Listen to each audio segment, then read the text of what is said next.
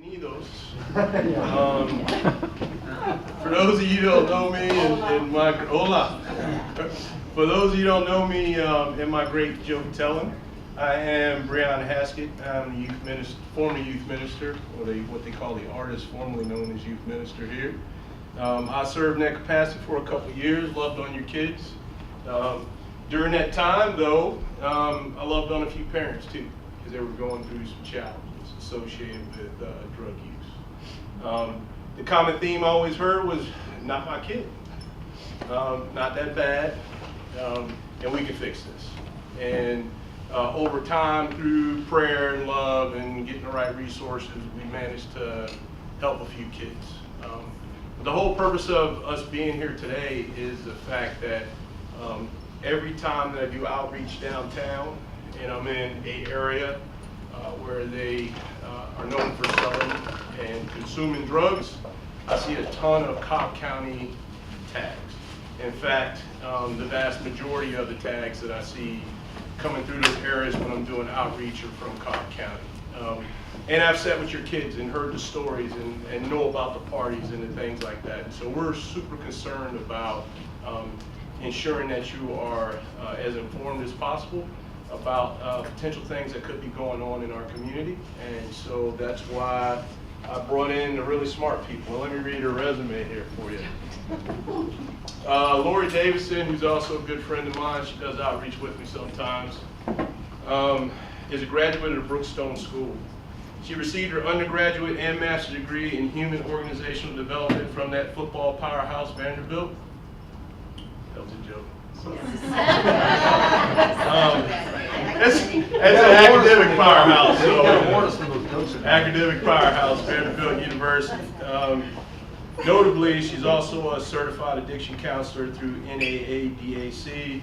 Lorie spent many years as director of admissions at several New England boarding schools programs before finding her passion working with teens and young adults facing drug and alcohol addiction. Lorie has worked in the field of education, prevention, intervention, as well as detoxification and long-term treatment.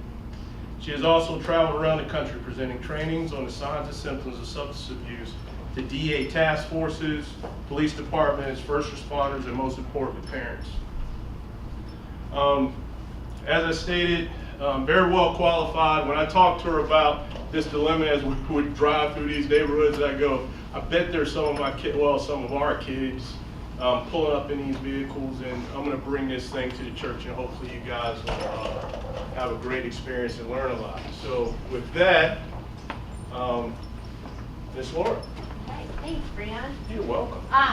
So I know Breon through outreach, and what Breon knows and very few other people know is that I actually used to live in East Cobb and did a fair amount of work out there. So he's telling the truth. It is happening here. And if I'm just gonna be really blunt, if you think that it's not happening here, or it's not in your neighborhood, it's not in your child's school, then you're not seeing the truth. You're not seeing what can happen to your child, what can happen to your family, or what may already be going on in your family.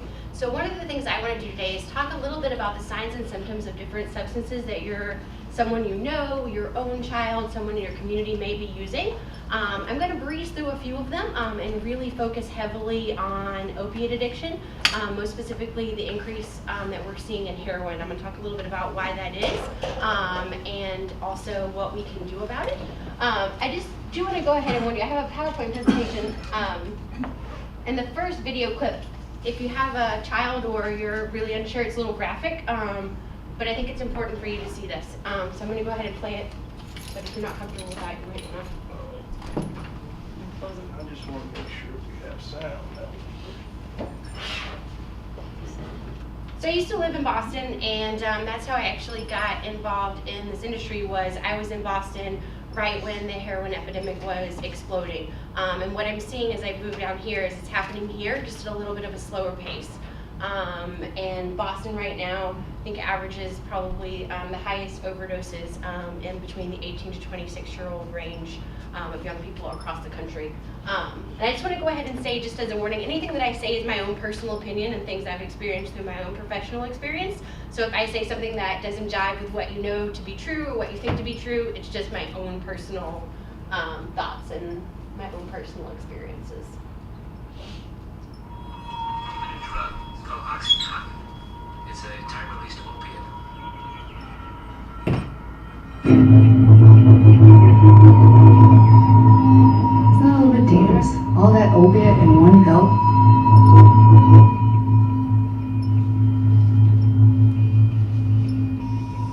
Oxy, bikes, perks, dope, it all comes from the same plant. It's an opiate. It's gonna get you high regardless.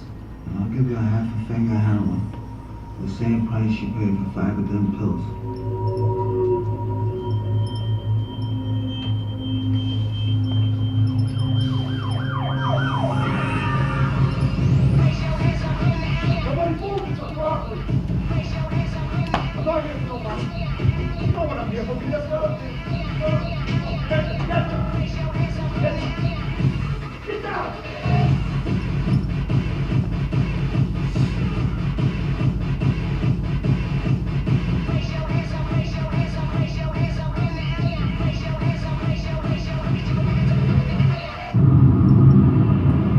I can get like $60 to $80 a whack for these. We can make bank off these, Jay.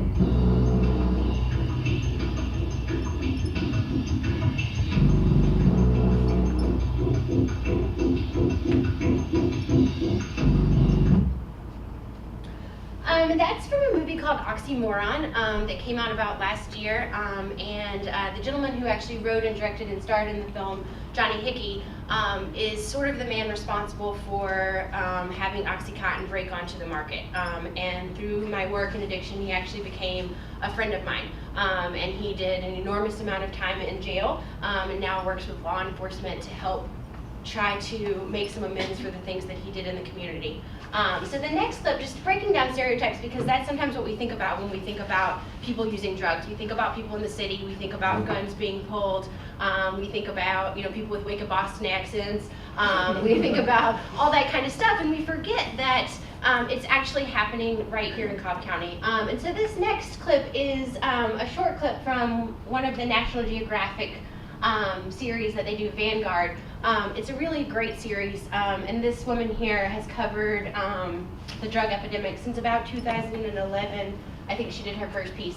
And this one, we're going to show just a couple minutes of it, and it's going to kind of break down that stereotype of what you just saw with Johnny Hickey robbing pharmacies with a machine gun to what is really going on now, that he did that and put things onto the market. And this is kind of what we're seeing as a result of it.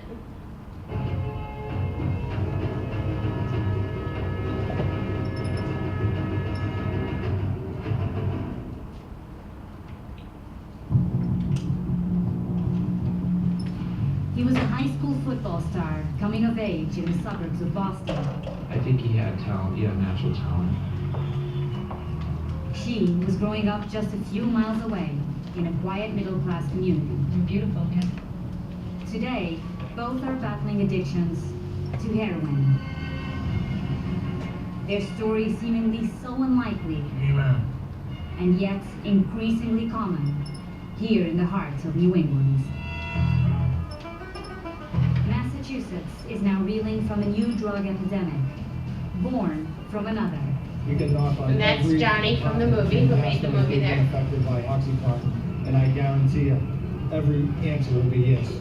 I don't think I've met anybody under the age of 30 that's a heroin addict that did not start out using oxycodone or Oxycontin. Oxycontin is a national problem, but Oxy's effect on the population of Massachusetts, particularly its young people, has been nothing short of devastating. He was limp, he was blue. I mean, not just his lips were blue, his face was blue. Here, Oxycontin has emerged as a gateway drug, leading users down a slippery slope to more potent and more dangerous narcotics. And what you see next is her going through her senior photo in her yearbook, and she just points out, he's a heroin addict, she's a heroin addict, he's a heroin addict, she's a heroin addict. And this is from Boston, but that's a suburb comparable to Cobb County. And then the reason these are from Boston is just because that's sort of where my previous experience was. But as I moved down here, like Brianna says, when we're on outreach in Atlanta, So many of the car tags are from Cobb County. And I also work as a private interventionist, and many of the interventions that I have done for families have been right here in Cobb County, in Gainesville and other areas where you just don't think that this is really happening, and it is. So I'm going to go ahead and we'll skip through the first one. I think just has the links to the websites on it. That's a really great episode of The Vanguard if you want to watch it. So there are a lot of new faces of abused drugs. We've heard a lot about spice, we've heard a lot about bath salts, we've heard a lot about Molly, all these sort of things in the news as young people are dying from using these drugs. And there are a lot of new developments in drugs, but there's still basically 3 categories: uppers, downers, and all-arounders is kind of what we call them in the industry. So I'm going to breeze through some of these because they may be impacting children or people in your neighborhoods, but we're really going to focus on the ones that I think hit the suburbs the hardest.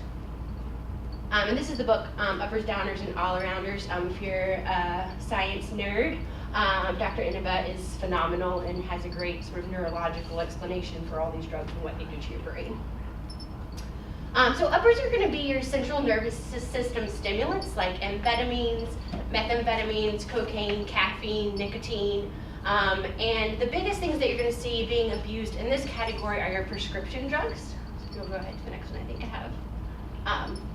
It'll be things like Adderall, Concerta, so things that are being prescribed maybe for a legitimate medical condition but are easily abused. So we thought Ritalin was too easy to abuse, so we made it into little balls because we thought, now you can't crush it up. So what did we do? We learned how to get rid of those little balls and get those down the nose. So then we came out with Concerta, and we thought that's less easy to abuse. And then young people found a way to abuse Concerta. So you just kind of want to be mindful that if your children are taking any of these prescription medicines for legitimate reasons, that you're just kind of aware of how they're taking them. So some of the effects of uppers that you would be able to recognize as a parent or a concerned citizen in your community, their blood pressure is going to be increased, their heart rate's going to go up, they can go into sudden cardiac arrest, the body temperature is going to rise, so they'll want to drink a lot of water constantly. You could have respiratory failure, loss of appetite, a lot of times a loss of weight. Increase in speech. Suddenly somebody comes home, they're talking really, really fast, they want to tell you about everything that happened in the day and they haven't talked to you like this in years, and suddenly everything might be something you want to look into. Dilated pupils. So the pupils are really important things to pay attention to when you suspect there may be some substance use going on. So as we look at uppers, downers, and all-arounders, I'm always going to talk about the pupil because that's a great way as you're talking to someone to try to gauge, in addition to these other symptoms, what may be going on with them. They'll have dry mouth, they may have a runny nose, they may have involuntary muscle twitching. Increased motor activity. Again, they're not even talking a million miles an hour, but they're moving a million miles an hour. They're over here, they're over there, and there's something in the cupboard, and they're not sure what they're doing, and they're down here. Those are all effects of uppers. Insomnia, maybe they're staying awake for a day, 2 days, 3 days, 3.5 days. Sweating, flushed face, chills, nausea, stereotypically repeating the same behaviors over and over and over and over and over again. Rambling thoughts, can't make a sentence that makes sense to save their lives. And sort of the dangerous ones that you often see and hear about on the news, aggression, paranoid ideation, and delusions. So you can actually go into a psychosis, particularly with some of the new synthetic drugs, and that can happen the first time you use it, because those are those fun things that say not labeled for human consumption, but they sell them in the gas station anyway. And young people take those because they think that they're a less expensive, safer alternative to something like cocaine. So bath salts would be an example of that. When these first hit the Atlanta area, there was a huge influx of them in Duluth and Norcross. And so we worked with the DEA out there to set up some various stings on different stores that were bringing them in, all the way to working with how they were coming into the country. So being familiar with the lingo of what your kids are talking about is also important. So Vanilla Sky, Bliss, Purple Wave, Cloud 9, Ivory Wave, those are all kind of ways that your young people may be referring to bath salts. And they think it's kind of a safer alternative to cocaine or a methamphetamine, but it's actually as dangerous or more dangerous. And as we try to get these off the market by outlawing their exact chemical compounds, chemists have 200 in the wing where they're just one molecule off, and so then they'll ship those out. And so when we were working closely in Norcross to try to get some of those out, even in a given shipment, there may be different chemical compounds. So it's very hard for the government right now to keep those substances out of the hands of kids because they're very dangerous. Some quick facts about synthetic uppers. So designer drugs, bath salts, and spice, which would be your synthetic marijuana, has increased 50% from 2009 to 2012. I would say it's probably more than that now, though I think we've done a good job trying to come up with some more blanket language in our laws to keep those off the market, but they're still there. You can still go into gas stations, you just have to ask for them. They used to be right on plain display, but now you just have to ask for them, and the kids know where to go. Especially when I was in Johns Creek and Duluth, all the kids knew which gas stations to go to, what to ask for, and what to get. And what they didn't know is that what was in their little packet, a gram maybe, was 20 times what they needed to take. And so many overdoses, so many just complete psychotic breaks that we dealt with during that year of the sort of outbreak there in the Duluth-Johns Creek area. So the new way to refer to these drugs is new psychoactive substances rather than designer or club drugs, because giving them the name designer or club drugs made young people even more attracted to them. And so there's a lot of efforts right now around trying to change the way we talk about them so they don't sound appealing, because there's really nothing appealing about what they'll do to a person. So some effects of synthetic uppers, they're gonna mess with your dopamine, your norepinephrine, your serotonin reuptake inhibitors, similar to like ecstasy, meth, and cocaine.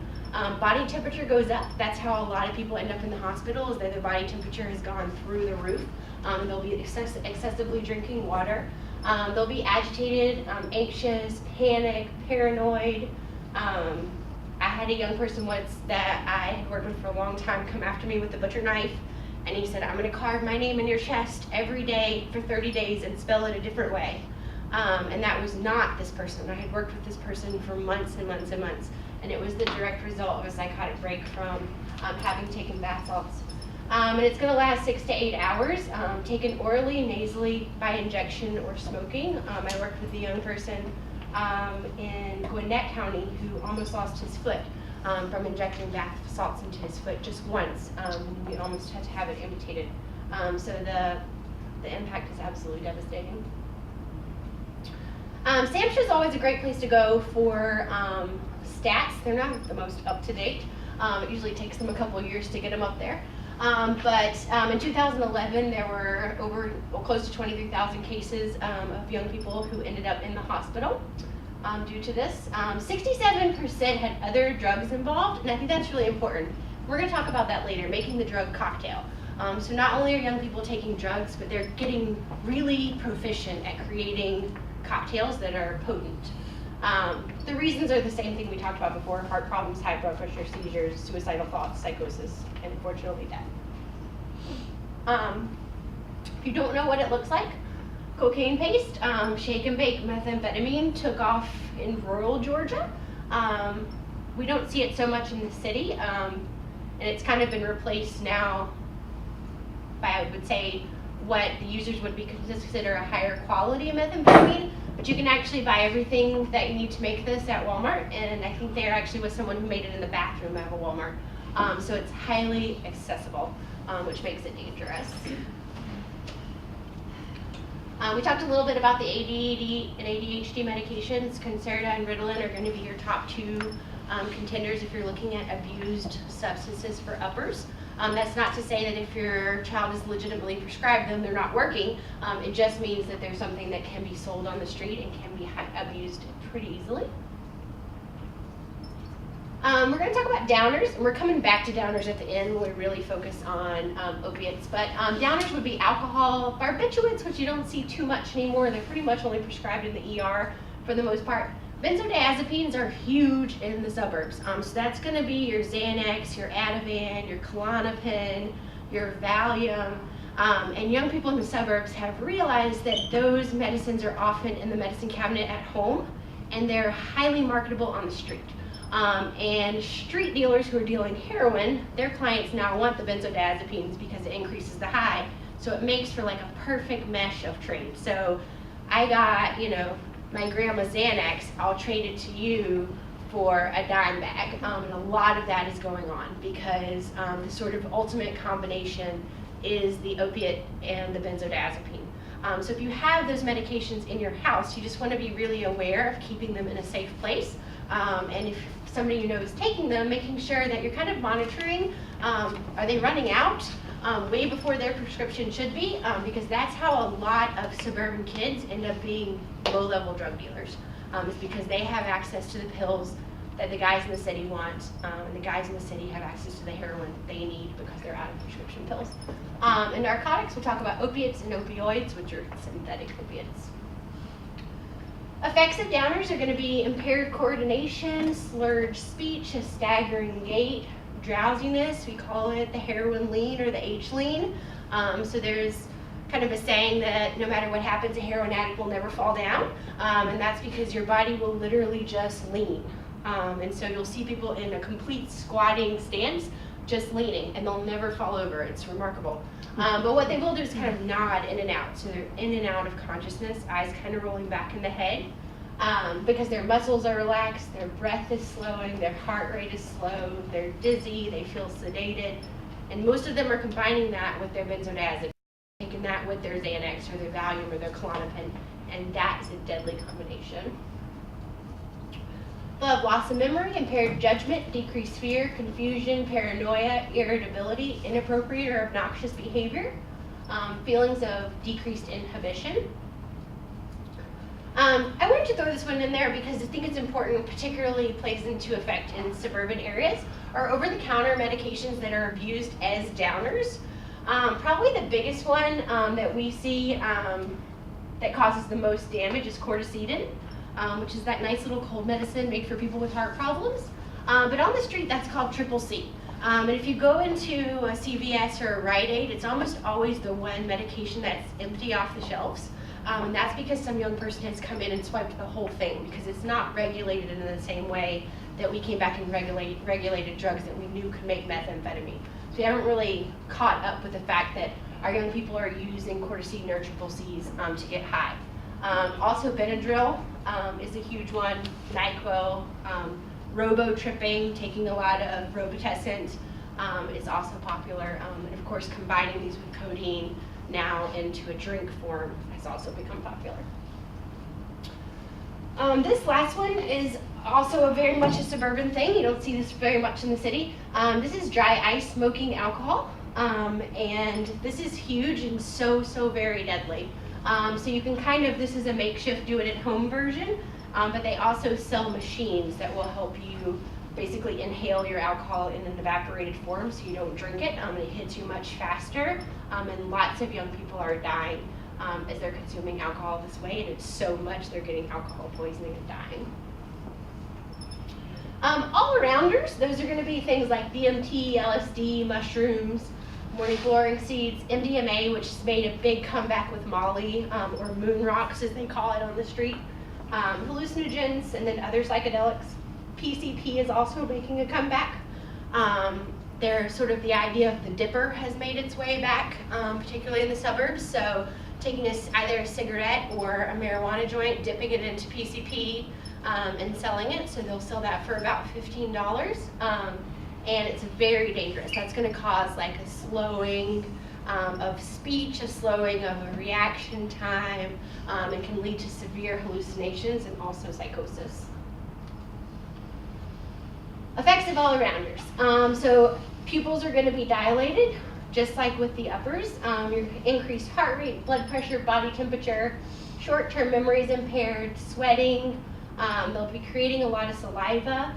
You can be vomiting, incoordination, rapid eye movements. This is a huge way to check for the all-arounders. So with the uppers, your pupils will be dilated, but you can pretty much keep a focus on. With the all-arounders, your eyes are just all over the place. And that's a good way to kind of judge if that might be what's going on with someone. Loss of appetite, headache, convulsions, seizures, a perceived increase in knowledge and creativity. We've all seen, films or movies where people take LSD and suddenly they think they're all groovy and creative. Well, kids do that, and they start to talk about big philosophical things that, this kid never talked about before. And now suddenly they're really sure that they know how, the chicken came before the egg or whatever. Confusion, reduced sensitivity to pain, and this one's really dangerous. And this is, you kind of see things on the news sometimes where, I think there was a story about a year back where a kid actually almost severed his arm off because he wasn't feeling the pain due to the drugs that he was taking. Panic attacks, paranoia, psychosis, and homicidal, suicidal behaviors, and those you see on the news as well. This is my favorite one, not your average Tums. When we look over at I brought some fantastic little props over here. Please, families, do not be fooled. Your kid suddenly did not just develop a stomach issue.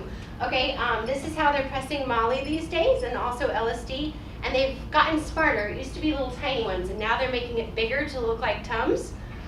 So they're great apps for your phone, pill checkers, so you can look and see, is this what my child says it is? Because I can't tell you how many times suddenly young people are developing stomach issues.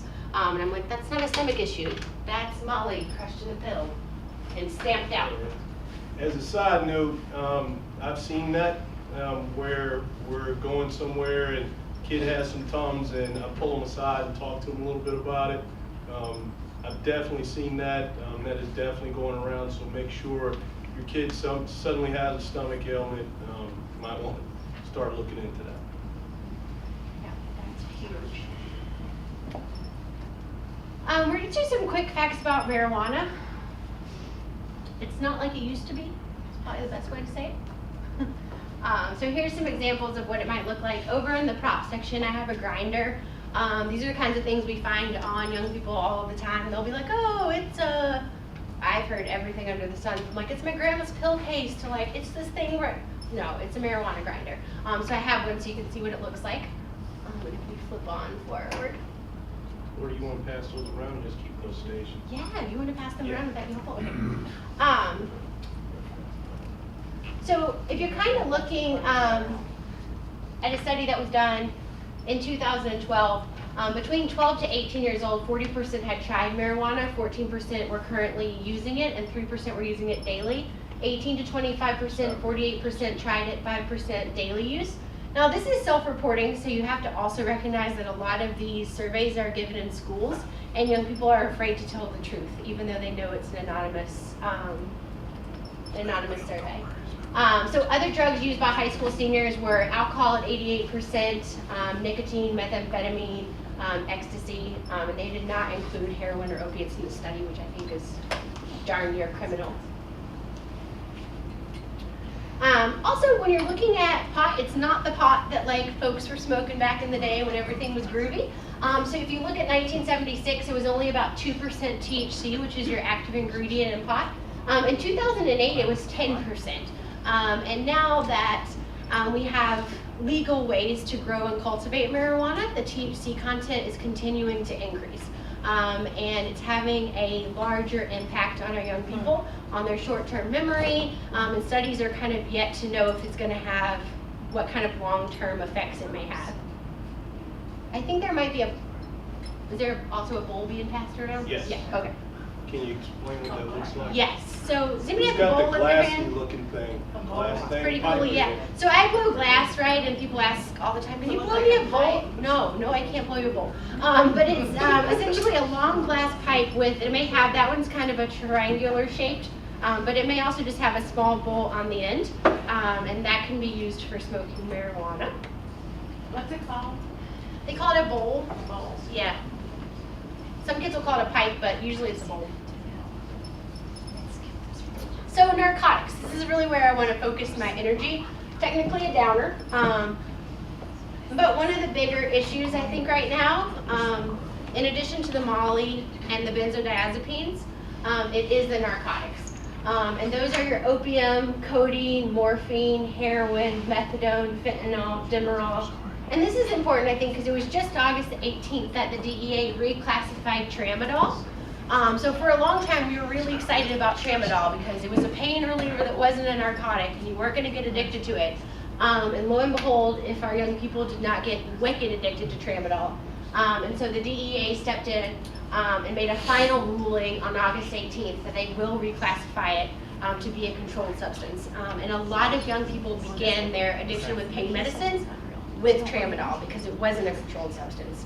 And it was very easy to get, and you didn't have to have a paper script. Your doctor could call it in, and you could have refills, and it was just glorious until we realized, like other opiates, highly addictive. So kudos to the DEA for stepping in. There's a few of you about to pass out. Those are props. There's not real cocaine or anything. I just wanted to tell. I see their faces. It's oregano. They're like, Sorry, it's why is he oregano. passing me a cocaine pipe? It's not real. It's okay? oregano. That is a real That's hypodermic, oregano. so don't take the lid off.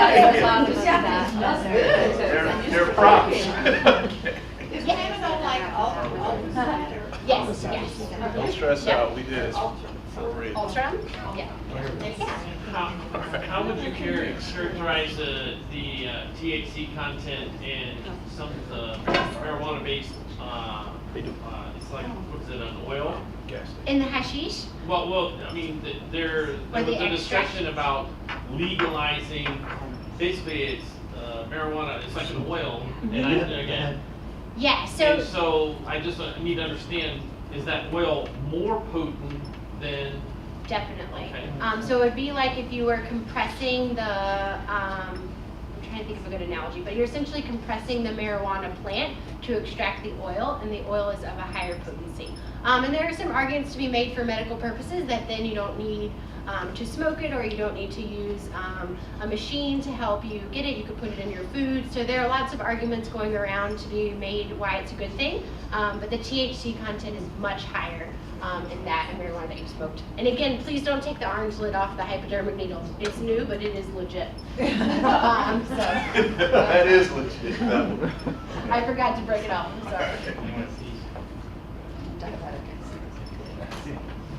So opioid pain medicine. So in 2010, prescription drug deaths, primarily opioid pain medicine, were greater than auto accident deaths. And auto accident deaths used to be right up there in the very top for young people. And in 2010, it was surpassed by prescription drug overdose.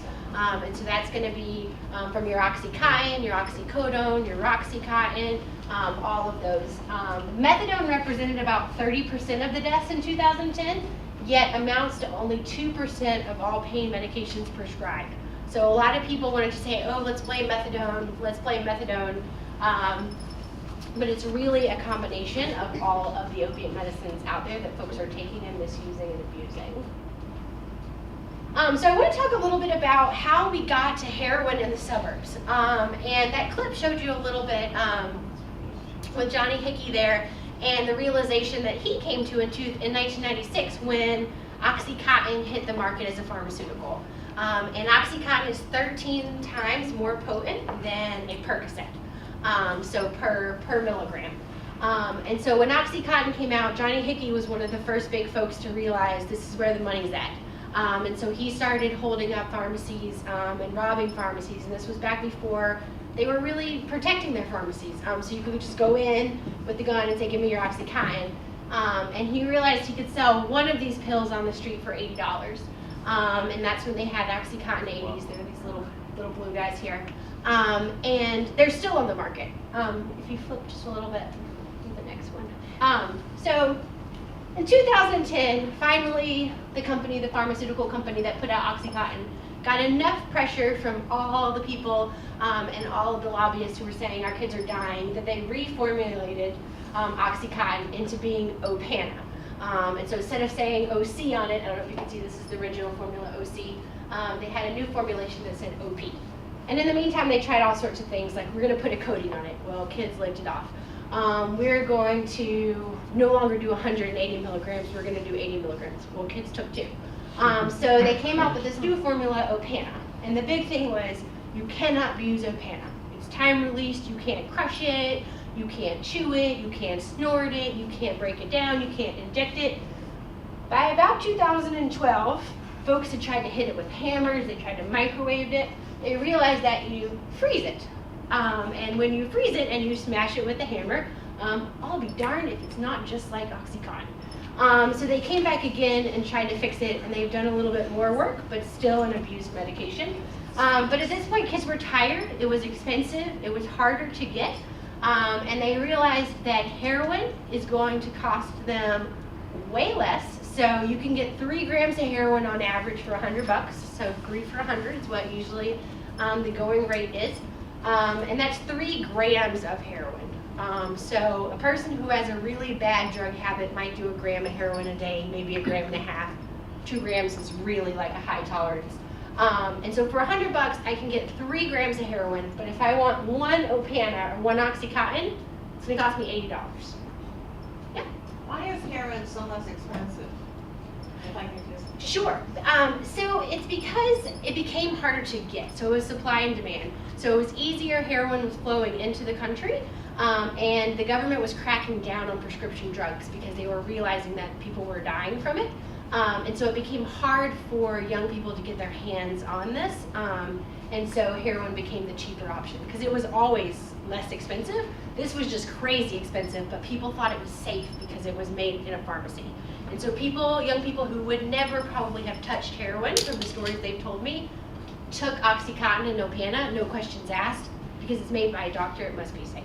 Even though I'm putting it up my nose, even though I'm breaking it down, I'm shooting it in my arm, I know it's clean and pure. And it sounds like a crazy way to think, but almost all of my clients have told me I started by taking prescription medication, and the vast majority of them got it from the medicine cabinet at home or a family member. All those times you go to the dentist or the doctor and you get prescribed Percocet or you get prescribed hydrocodone or oxycodone, and you don't use it all because they give you a 20 and by day 2 you feel better. Well, those were kind of piling up in people's medicine cabinets, and young people were finding them, getting addicted to them, and then realizing, oh my gosh, I don't have $80 every 6 hours to buy a pill, so I'm gonna go get some heroin and have 3 bags that'll last me a few days for $100. What is heroin derived from? It's from the opium plant. Opium? So Afghanistan is a big producer of heroin, getting the opium out, and it comes in through a variety of different places. Unfortunately, Georgia's not located in the best place because the sort of east coast. Right, 75. Yeah, exactly. So that's where kind of the vast majority of the heroin comes into the country and travels right on past us. And then when they came in and put prescription drug monitoring laws on Florida, which was like our biggest prescription drug manufacturing pill mills, as they call them, they moved straight to Georgia. So I don't know if any of you guys ever have been in Doraville or Chamblee, but about every 5 blocks you can go to a pain management clinic, and with an MRI and about $250 you can get yourself a prescription for pain pills. Why can't they shut some of those down? They're working on it.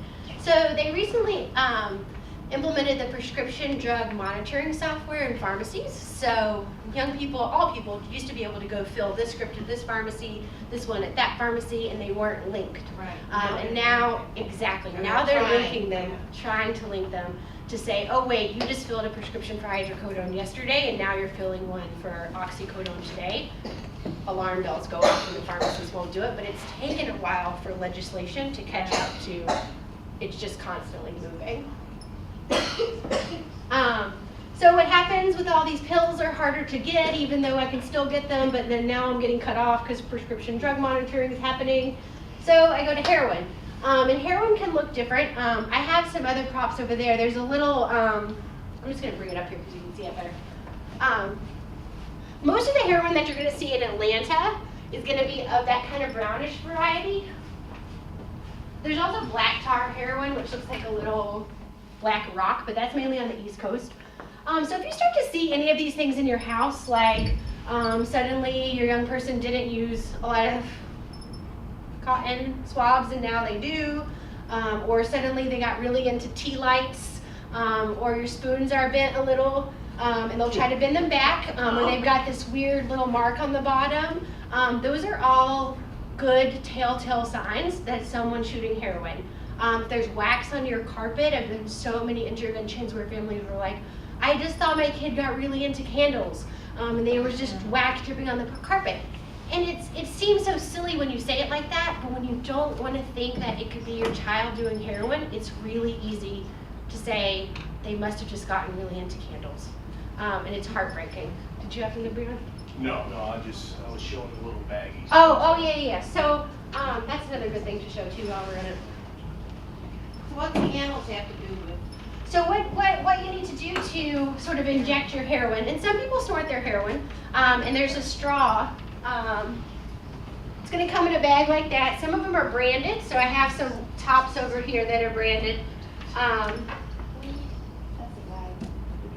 When a young person snorts heroin, if you start to see a lot of straws cut around your house, McDonald's and Dunkin' Donuts are the preferred straws of drug users because they're bigger. So pay attention to that. Dunkin' Donut ones are pink. McDonald's are white and yellow. If you start to see them cut down to odd sizes, that is a good indicator. Or if you start to see that they have been sliced open, and that's where somebody who's either snorting cocaine or heroin is taking a safety pin and scraping out all and the residue that may be in. And that just goes to show how desperate people are. They're trying to scrape the residue out of the inside of their straw. And people take great pride in their ability to get another bump or get another hit by doing these things. A lot of the bags are melted at the top, so you'll have to cut the top off. So if you see any of these little guys, your kids didn't just start buying buttons and putting them in button bags. This is how they package heroin, this is how they package cocaine, methamphetamine, different brands. So these are the Dolphins, is a different kind of heroin than this one. It looks like it had the top of the aliens on it. So that's different dealers and distributors branding their product. And one of the saddest things to know, I think, about how that branding happens is that they'll take 10 people and have them try the drug and have them rate it from 0 to 10. And if you get an overdose out of that, then that's the best possible outcome, because if a word hits the street that somebody overdosed on your heroin, they're more likely to buy it. And so that's how branding goes, and that's how people get the brand and stick with the brand. Current trends in substance abuse in the suburbs. So the number of teenagers between the ages of 12 and 17 introduced to heroin has grown by 80% since 2002. 80%. Young people are turning to heroin for more affordable high, what we talked about. Youth from the suburbs are going into the city to obtain heroin, and often being recruited as drug dealers, low-level drug dealers. And that's the thing Brianna and I were talking about. When we're in kind of the places you picture where there's an open-air drug market, the car tags are not from Fulton County. They're from Cobb County. They're from Gwinnett County. And one thing that dealers will do is recruit kids that look like the kids they want to sell drugs to. So they take the kids with the nice clothes. They take the kids from Georgia State. I can't tell you how many Georgia Tech, Georgia State people I have worked with who ended up getting recruited because to keep themselves well, as they say, to keep from not being sick, they would actually go and peddle drugs to other people. And that is how people get in way over their heads. And that's just a thing. And again, they'll say, I got, this Xanax from my house. I'll trade it to you for heroin. And then they end up in the game. And dealers from the city have also expanded their distribution networks to include the suburbs. So your kids don't even have to go to the city to get drugs anymore. They're bringing it right out to you. And they're pager dealers, so you just dial a number. And kind of, if you know how Uber works, you be familiar with Uber? So you have an app on your phone, right? You say, I'm here, and then it shows you every Uber driver that's around that can come pick you up like a taxi cab. Well, that's what pager dope boys are. So you call a central number, and there's a dispatcher who dispatches the closest runner or dealer to your child, so they don't even have to go into the city if they don't want to. And then the most dangerous thing is that young people are using drug cocktails to increase the length and intensity of their high. So that's, again, combining the benzodiazepines, the Xanax, the Klonopin, the Ativan, the Valium with the heroin or with the prescription drugs. And that's almost always a deadly combination. So I want to open it up to questions. There's the last clip from a film called The Anonymous People, and it's an amazing film. It's about the 200 million people in recovery, 20 million people, I'm sorry, in recovery. And it's a really neat documentary that looks at addiction in a new way. And you can see they did a Kickstarter campaign to actually get the film made. So there's about a 10-minute video that I really encourage you to watch. The documentary itself costs a couple $100, but there's a quick clip. This one? Nope, that's the long one, it's the other one. Yep.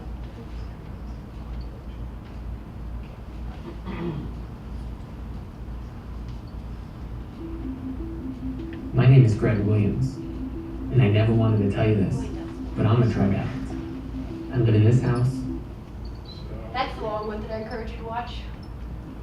That was the short one, sorry about that.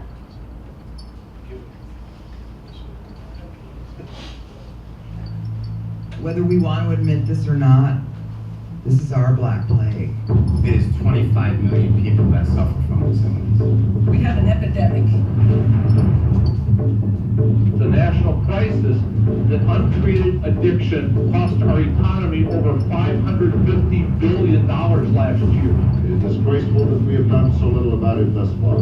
Once you're an addict, you're that thing that they have to have. So many people think of addicts as homeless people living under bridges. The media is difficult for us to battle against because the negative news about addiction is dramatic. You know what we in the media do? We wink it. We Snoop Dogg it. Oh yeah, they're stoned, that's fine. If everyone thinks of alcoholism and addiction as a negative thing, no one's going to want to go get help. As a culture, we are still very rooted in just say no. Drugs are menacing our society. So this documentary is cool because one of the things that it does is if you get to a place where you recognize that there's drug addiction in your family or in your community or with someone you love, it's a very empowering video on what you can do to help advocate for those people that you love and for the people that you care about as they work through their addiction. But I gave you guys a ton of information and I want to open it up to questions and see if anybody has any questions that I might be able to answer for them. Yeah. So can you talk about how often they will target groups of kids that you would think are not going to be the ones that want to try this, but they basically go after them. They're looking to make these kids the next addicts, I guess we'll say. Yeah, I haven't seen a ton of that in my experience of kind of like active recruitment if the person's not already using. That's just my personal experience. I haven't seen a ton of that. Now, if a person's actively using and they call just once, or they drive down the street just once, or they have a connection just once, then there will definitely be, I've seen folks try to recruit people because they think that they're going to be better at selling to a particular demographic of people. But I haven't seen a ton of like, I'm going to target a group of kids to be addicts. So you haven't seen, basically, if you can find one kid in a group that you might say 80% or 90% of this group you would look at and go, these are not the kids that are involved in this, but there's one kid that's in that group, and that one kid basically looks for a friend to bring into, and through that process, somebody tries it once, and then they shift, and then they basically go, now who do you have to bring into the group? And it creates sort of a morph that just continues, but it's based on, you know, don't you have a friend, or you know, who can you invite basically, and that's how it goes. Yeah, I mean, they definitely have pill parties. So I don't know if you guys have heard of those. The rainbow parties, you dump all the pills out that you can find in your house into a jar, and then you go and you take a handful and you try them and you see what happens. I think the really scary thing is that you don't have to look too hard for somebody who's fiending for what you have. And so maybe a few years ago, you would have to really look for that kid who looks like they might be on the fringe, or that kid who maybe looked a little grunge. And that's just not how it is playing out anymore because it's so widespread. But they definitely do have parties where other people will get introduced to substances for sure and recruit within a group. Can I share with you something? My son, after 3 years of recovery, we were going, I went with him Christmas Eve to get something for his mom at the mall. Okay? And we were talking, and Sean was doing great. So, up in once in a while, a kid would come to him and say, hey, Sean, how are you? And I, interrupted us. So it happened once, it happened twice, it happened 3 times. Finally, I said, Sean, what's going on? He said, Dad, they still think I'm dealing. This is just in the mall. He said, there are dealers all around here. That's an our mall, right here. And if you go there on a weekend evening, you can see what's going on. Yeah, and that's the thing, once you're trained to see it, and not professionally trained, but once you just start to notice how many hand slaps are going around, how much DAP is given, how many, hand-to-hand transactions are happening, they're happening everywhere. They're happening in the school hallways. I was giving a presentation over at a middle school on substance abuse while they were having a drug bust at the high school across the street here in Cobb County. So it is happening everywhere, and once you start to notice it, it's horrifying how often it's happening around you. Did you have a question? What is Special K? Special K, great question. That's ketamine. So it is a drug that's mainly used in veterinary science. It's a sedative. And they say sort of the street, it's called Special K, or going into a K-hole as they call it. And it will give a feeling similar to injecting heroin, so that feeling of just pure relaxation. Because while we talk about all the bad parts of these drugs, we're not talking about the perceived benefit to the user.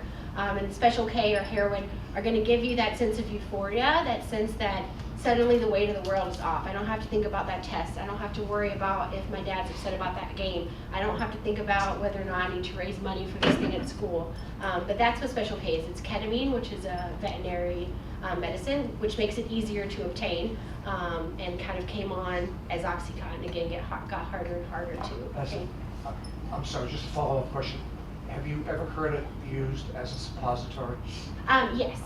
So any of your opiates, ketamine, some of your opioids like Suboxone or Subutex, which are pharmaceuticals, help to get people off of heroin or maintain kind of like a new version of methadone. It absolutely can be used as a suppository because it's a quick way to absorb into the body.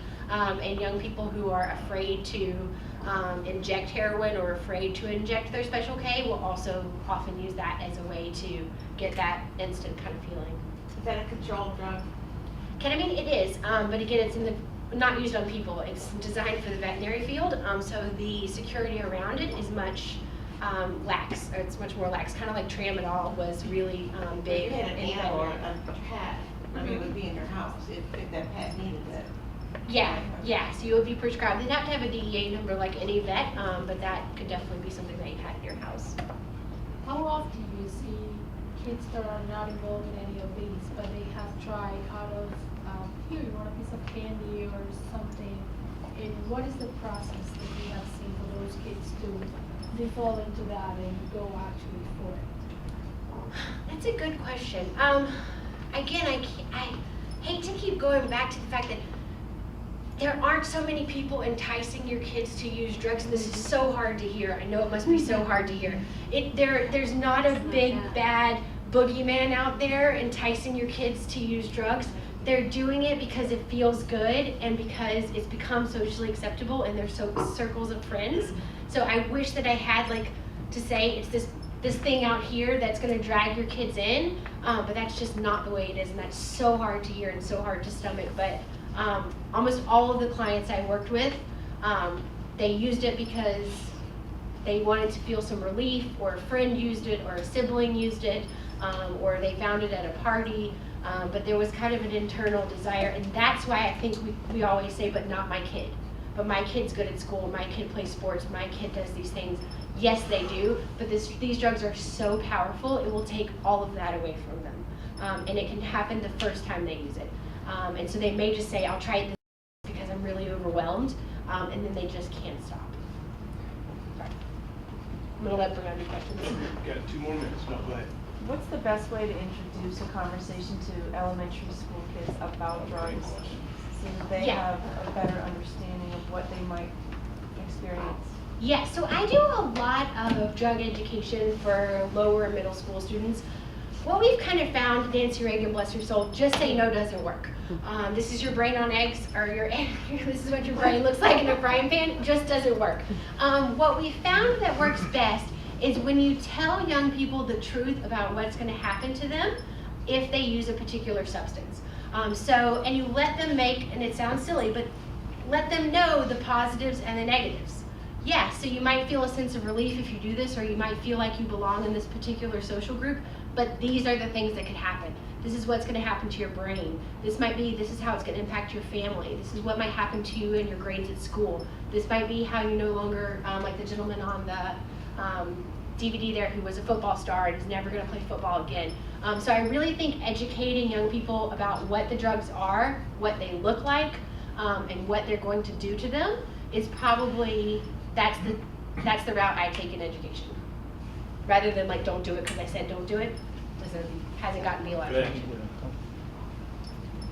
Either one. How old, if my kid is going into a drugstore or the convenience store, is the person going to sell them bath salts, spice, or whatever? I know that spice is sold in a lot of head shops, so you have to be 18 to go in it, but if I go into the corner convenience store and my kid's 13, can they get... Oh yeah, they don't care, man. They don't care at all, right? A customer is a customer. They know what they're doing is illegal anyway, so they don't care. Like this little jewel right here. I got this at a gas station in Johns Creek.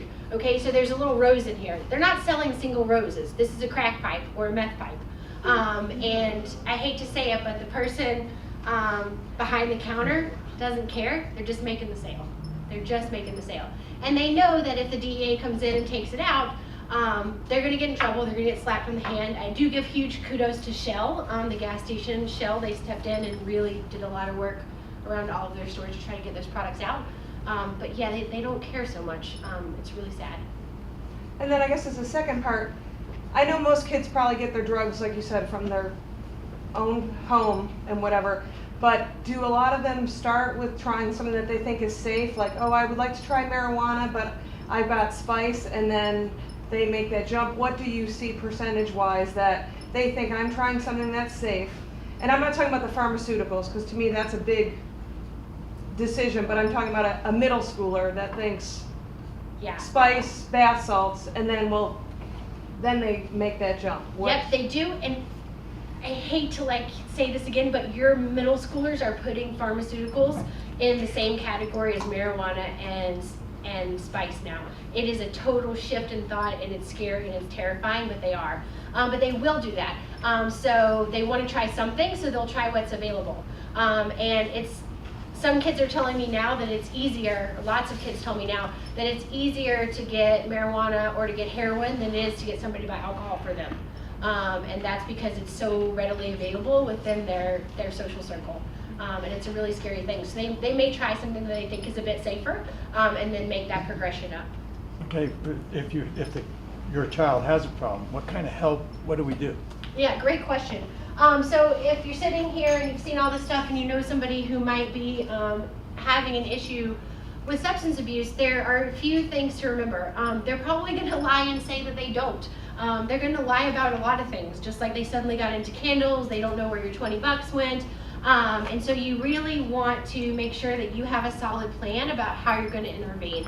And whether you do that as a family or you hire someone to come in as an interventionist, both ways work. But you're going to want to have a solid plan and not be willing to deviate from that plan. And there are a few drugs that are going to require a medical detox. So if your young person is using benzodiazepines, Ativan, Klonopin, Xanax, don't just tell them to stop. If they just stop or you take it away from them, it's playing with their GABA receptors and they'll have a seizure. Same with alcohol. If somebody you know is drinking to the point that they're drinking every day or 4 or 5 times a week and you say just stop, it's likely that they could have a seizure, they could have DTs. Same with heroin. They're not going to want to stop, or prescription pills, because they're going to be so sick, and that's what keeps people using. And so they have ways to do safe medical detoxes for that, using medicines like Suboxone or Subutex, when used under sort of the guidance of a doctor, can be a really strong, solid way to help a person get off of that medication. But I think the best thing is to have a plan, to stick to your guns, because folks who are using drugs are manipulative little boogers, and they're smart. And the reason that they got as far as they did is because they're smart and they were able to manipulate their way into what they needed. And that's not who they were born as, it's not their character, it's what the drugs have done to their brain. So sometimes as families, it's really hard for us to think that our child would do this, and so we we discard it, or we say it must be this other person's child, or it must be the neighbor who came over and did this. Your kids aren't bad kids. If they become addicted to drugs, the drugs have literally, what we call in the industry, is hijack their brain, and hijack their ability to make the decisions that you taught them to make, the good decisions, the moral decisions, and it's not their fault. They're not bad kids. Their brain's just been hijacked. I'm going to go to my medicine cabinet tonight because I know I have pain meds in there. What's the safe way to dispose of them? Good question. So a lot of police stations have take-back programs. So you can call your local police station. They have big biohazard bins where you can take them back. Or CVS pharmacies have take-back envelopes. I think they're about $2.50. You can put them into the envelope and send them, and they'll be destroyed properly. So those are probably your best option. You can flush them down the toilet, but it's sort of not the green preferred method. But you want to get rid of them. If you don't need them and you're not taking them, go ahead and get rid of them. Pharmacists tell me that you can take coffee grinds and put it in a plastic bag, put the pills in there, and seal them up and put it in your trash. You can. You definitely can. I've known kids to get them right out though. So it's definitely a way to dispose of them. Maybe when they're not there. Exactly. When you hide them out of them. I've seen kids pick up things off the street covered in things they didn't know what it was, but they didn't care. They were so desperate they were going to use it. But definitely just get them out of your house if you don't need them. And if you do need them, lock them up and be the only person who accesses them. I'm sorry. Oh, sorry. Go ahead. No, go ahead. Oh, I was just going to say, in conjunction to what you had to say about things to watch for, is their social media, Facebook. If they've got hundreds and hundreds of friends that you are unfamiliar with, there's something going on. Yeah, and familiarize yourself with the lingo too. It's hard as a parent to go through your kid's phone or check their email or their Facebook every now and again. But if they suddenly have a friend named Molly, or they're suddenly talking about soft or hard, or they're suddenly talking about brown, and those kinds of things, or those are things you're going to want to look out for. And sometimes when kids are addicted, they'll be so brazen as to say those kinds of things in your presence because they're so unaware that you might be tuned into what they're saying. So definitely familiarize yourself with their lingo, who they're hanging out with, who they're text messaging, Facebooking, where their money's going, if they have a bank account. If they are using and they have their supply, are they relatively normal and at ease? Yeah. That seem normal? Yeah, that's the way it starts out, right? So it starts out that they don't have it, or their needs, or their yeah. So it starts out, you feel normal, you feel really good, and so you're taking a moderate dose. You feel like you got some energy, you're feeling good, and then when you don't have it anymore, you get very, very sick. So you're nauseous, your nose is running, you're vomiting, you're having stomach cramps, and it's that terrible, what they call being dope sick. That will keep a person using drugs long after they've wanted to stop. And they're not even getting high anymore. It's not even fun anymore.